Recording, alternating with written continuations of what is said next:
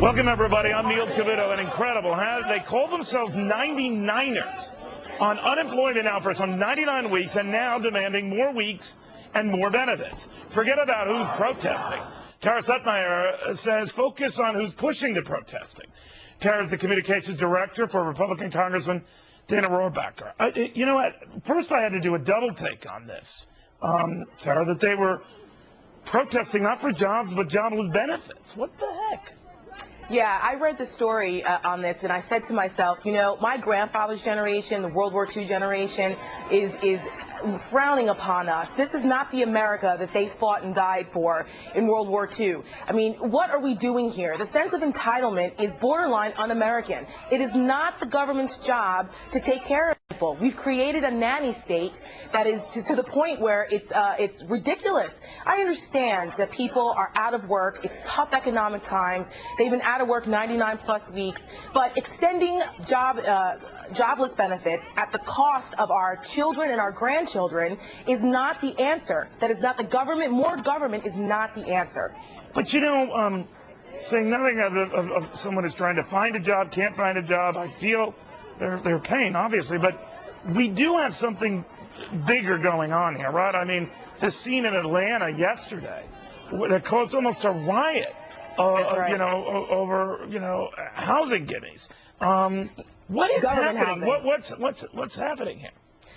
Well, you know, it's scary to me to see, and it saddens me actually, to see that in America you would have hordes of people like what happened in Atlanta, sleeping for days, waiting online for 13,000 applications for government housing. This is something that's not what America was built on. America was built on hard work, on expanding the private sector, on creating an environment where people can succeed, give them the tools and let them succeed, the pursuit of happiness. And the attitude that we have now, where extending, just giving, and spending government money. Where do people think the government's money comes from? It comes from the hard-working people in America. Well, you know, you hit dollars. the nail on that. And again, it must be tough for you and against Republicans. It's because you always come off as, well, they're really hard-headed and they're really hard-hearted. And I understand cerebrally what you're saying here.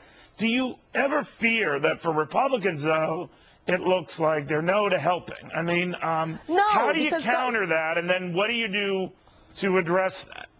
Absolutely. Look, we always get in trouble because we're pragmatists. You know, the Democrats trump us because we feel and they're better at making people think they understand what's happening. But that's not true at all as far as Republicans are concerned. We understand this. What we want to do is we want to create an environment for people so that they can do it for themselves, so they're not dependent on the government. We believe in individual liberty. We believe in the spirit of entrepreneurship in America. Yeah, but Tara, the very fact that these protesters today were outside the New York Stock Exchange doing their protesting, and we'll be going to someone inside the stock exchange shortly.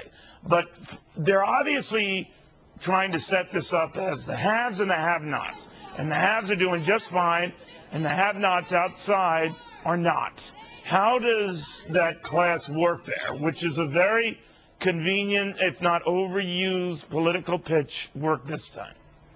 I think that it's going to backfire because so many people across the economic spectrum are feeling the pain here, and the prospect of raising taxes, the prospect of small business owners. I mean, who do they think the people are creating the jobs? Small business is the backbone, the lifeblood of job creation in this country. So we are punishing the successful, yet we're trying, it's like a double-edged sword here. Okay, you want us to extend unemployment benefits, which, by the way, even a Harvard professor of economics says that is it disincentivizes people from getting work, because all of a sudden everyone believes that, well, we're too good for this job. Well, no, sometimes you have to make sacrifices in order to get ahead. Maybe people stay on unemployment. When you keep extending, then they stay on unemployment until the very last minute, and then they have no choice. And we're putting our country into deficit spending that is unprecedented, and we're mortgaging the futures of our children. All right.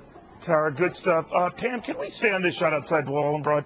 I want people to just see this for what it is. I don't